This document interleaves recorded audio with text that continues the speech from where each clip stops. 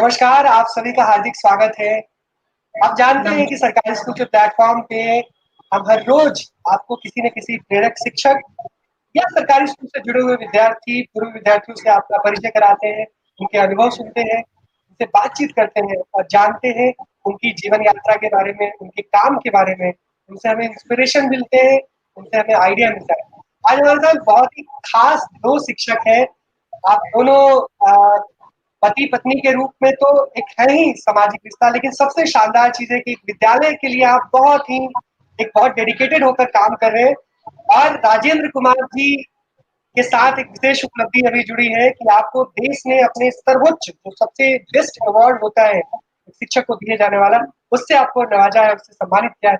आप दोनों का बहुत-बहुत स्वागत है। बहुत बहुत शुक्रिया सर। इससे पहले कि मैं बातचीत की शुरुआत करूँ, मैं जो हमारे साथ दर्शक जुड़े हैं, मैं उनको बता दूँ कि राजेंद्र कुमार जी और हरिंद्र कौर जी फरीदकोट, पंजाब के विद्यालय में कार्यरत है, सेम स्कूल में।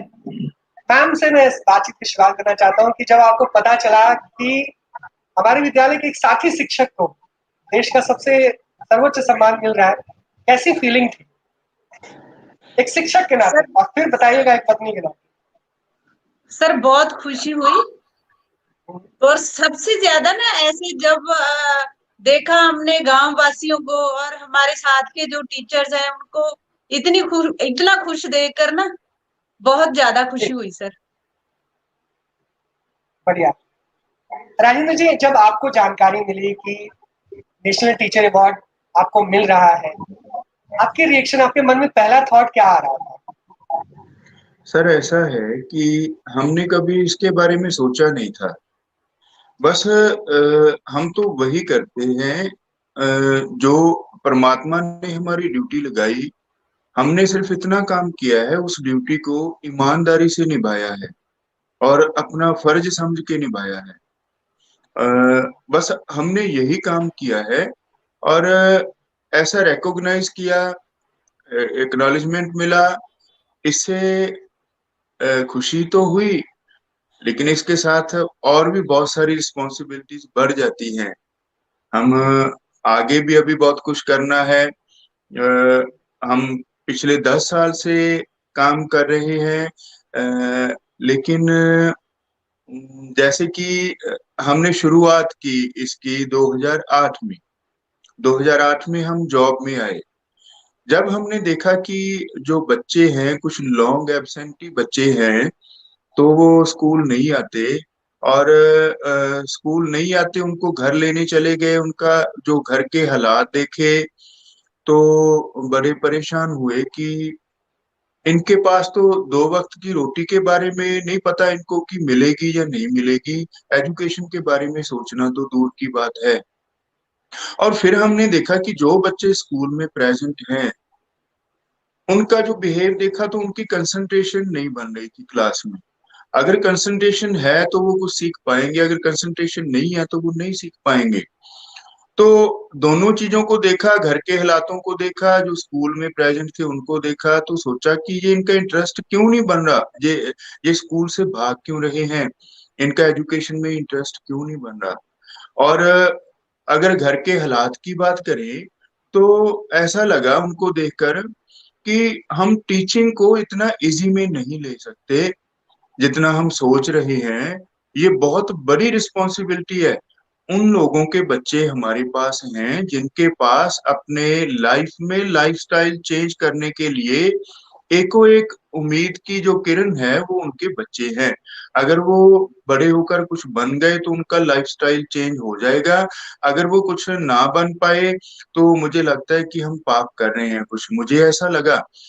तो हमने सोचा कि ऐसा जब हमने काम करना स्टार्ट किया तो उसमें क्या है कि सोसाइटी की हेल्प की जरूरत थी।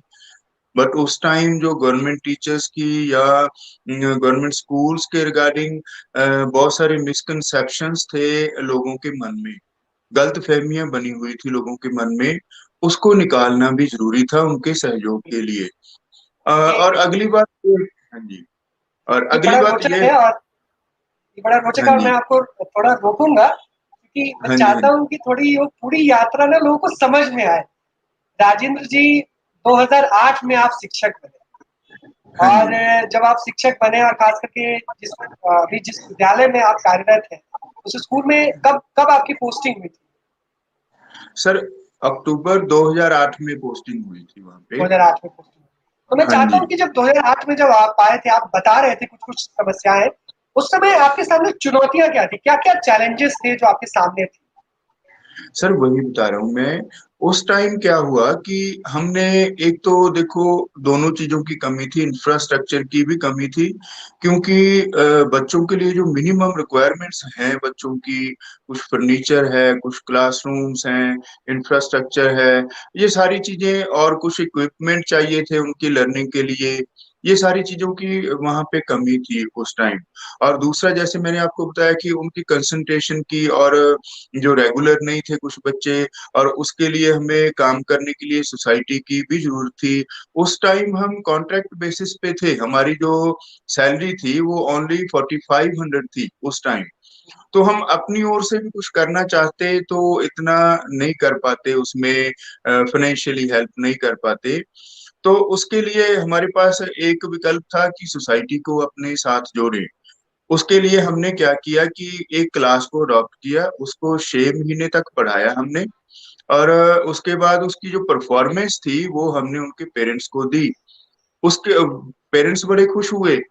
उनसे हमने पैसे नहीं मांगे कभी भी। ये नहीं कहा कि आप हमारी मदद करो, हमें पैसे दो। हमने उनसे कहा कि आप हमें समाधान दो। और उससे हमने एक टीम बनाई। अ, उसको टीम को हमने नाम दिया टीम वाड़ा भाई का। उस टीम में हमारे गांव के बहुत सारे स्किल्ड वर्कर्स थे और कुछ वॉलंटियर्स थे। स्किल्ड वर्कर्स में जैसे प्लम्बर हो गया, कारपेंटर हो गया, इलेक्ट्रिशियन हो गया, टेक्नीशियन हो गया। ये बहुत सारे जो स्किल्ड वर्कर्स थे ये थे उसमें। क्योंकि अगर हम इंफ्रास्ट्रक्चर की बात करें तो हमारे स्कूल के जो फंड्स का काफी बड़ा हिस्सा इसमें जाता है। एक तो हमने पैसे देकर किसी से काम करवाना, और दूसरा किसी ने काम करना अपने मन से, सेवा भावना से। उन दोनों कामों में बहुत फर्क होता है। तो ये लोग हमसे जुड़े, हमने एक टीम बनाई। हमने उनको कहा कि आपको जब भी टाइम मिले, घंटा 2 घंटे, आप हमारे पास आओ और हमारे साथ काम करो। हम उनको गाइड करते, उनके साथ चलते, और हम थोड़ी छोटी छोटी चीजों से कुछ ना कुछ बनाते चले गए। और अगली बात क्या है कि सोसाइटी को हमने अपने साथ ले लिया।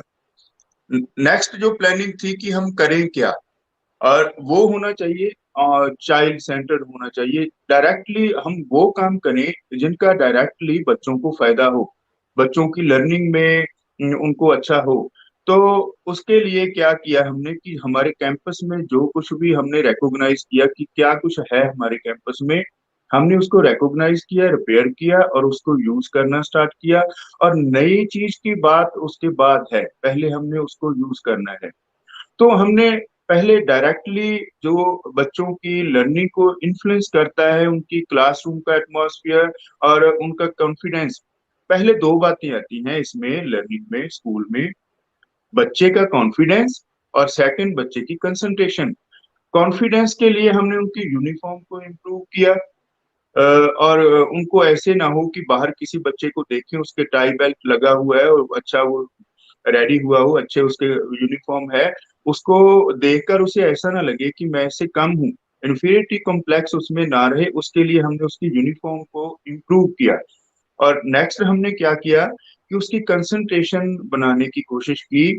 अ, बच्चे ने दिन के 7-8 घंटे एक क्लासरूम में गुजारने होते हैं। वहां का एटमॉस्फेयर बच्चे की लर्निंग को डायरेक्टली इन्फ्लुएंस करता है। तो हमने अंदर से स्टार्ट किया। हमने उसकी क्लासरूम को इम्प्रूव किया।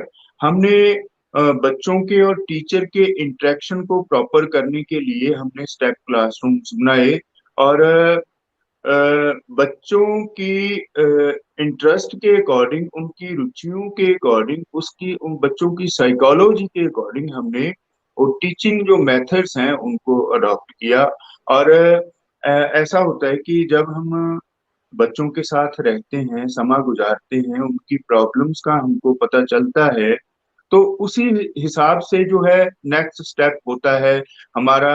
इसमें एक बात है कि ये जो बच्चे होते हैं ना, प्राइमरी स्कूल के छोटे बच्चे होते हैं, 5 से 10 साल के बच्चे होते हैं, ये बहुत ज्यादा इमेजिनेटिव होते हैं और बहुत ज्यादा सेंसिटिव बच्चे होते हैं। इनके पास सोचने के लिए ज्यादा विषय नहीं होते। छोटी सी बात भी अगर हो जाती है क्लासरूम में, टीचर कर देता है, तो वो सारा दिन उसी के बारे में सोचते रहते हैं। अच्छा हो या बुरा हो, उसी के बारे में सोचते रहते हैं। और अगली बात है कि इनको कुछ कहा हुआ समझ नहीं आता, इनको कुछ किया हुआ समझ आता है। ये छोटे बच्चे हैं। और इसके लिए हमने क्या किया कि इनकी टीचिंग में मैक्सिमम एक्टिविटीज होनी चाहिए। ये बच्चे एक्टिविटीज से सीखेंगे। और बच्चे को एजुकेशन को इंटरेस्टिंग बनाने के लिए हमने बच्चों की साइकोलॉजी के अकॉर्डिंग और उसकी इंटरेस्ट के अकॉर्डिंग हमने अपने टीचिंग मेथड्स को अडॉप्ट करना स्टार्ट किया। जिस चीज में हम बच्चे का इंटरेस्ट देखते, चाहे वो बैलून्स होते, चाहे वो खेल कूद होता, हम उसी चीज को उनकी लर्निंग में इंट्रोड्यूस कर देते, इंक्लूड कर देते। और जो उनको विषय देना होता, उसको हम उसी के वे से करते। जैसे कि आपको एक एग्जांपल देता हूँ मैं। पेरेंट्स अक्सर स्कूल में आते हैं, वो कहते हैं कि सर हमारा बच्चा जो है बहुत ज्यादा टीवी देखता है, इसको आप रोको, इसको कहो कि वो टीवी मत देखे। वो नेचुरल है, उसका इंटरेस्ट है उसमें, वो देखेगा। तो हमने उस इंटरेस्ट को इसमें यूज किया, जैसे कि स्मार्ट क्लासरूम जो है वो उसी चीज की एक देन है। बच्चे का इंटरेस्ट है उसमें। बिल्कुल। मेरा मेरा बहुत मन था कि हम सवालों के सिलसिले में थोड़ा जाने, चूंकि लोगों को थोड़ा टुकड़ों में समझ में आएगा अच्छे से, और इसलिए मैं रोकूंगा राजन जी, माफ करिएगा हाँ मुझे, जी। क्योंकि हाँ जी। आपने इतना सारा काम किया है ना, इतने वर्षों से काम, 2008 से काम करे, 12 सालों की तपस्या है आपका, आपने तब किया स्कूल में, आपने मेहनत की है, और वो तस्वीरें मैं अभी दिखाऊंगा, जब देखे तो कहेंगे कि हाँ ये काम होता है। अब मैं आपसे थोड़ा मैम से बात करना चाहता हूँ कि आप कब स्कूल में ज्वाइन किए थे? साथ में ज्वाइन किए थे 2008 में या बाद में ज्वाइन किए? सर सेम टाइम, अक्टूबर सेम टाइम। 2018। अच्छा, तो एक चीज मुझे बताइएगा, जो एक तो होता है कि एक पति पत्नी है, एक अपनी ट्यूनिंग होती है। जब स्कूल में गए, जब आप एक दो लोगों की टीम बनी और साथ में और भी टीम के सदस्य थे, तो किस तरीके से काम आपने स्टार्ट किया था इनिशियली? क्योंकि वो रोचक है जानना, वो इंटरेस्टिंग है जानना, और कैसे कैसे स्टेप बाय स्टेप, और खास करके ये दोनों जो आपकी ट्यूनिंग थी और जो स्कूल के बाकी साथियों का, वो उन्होंने कैसे रोल प्ले किया?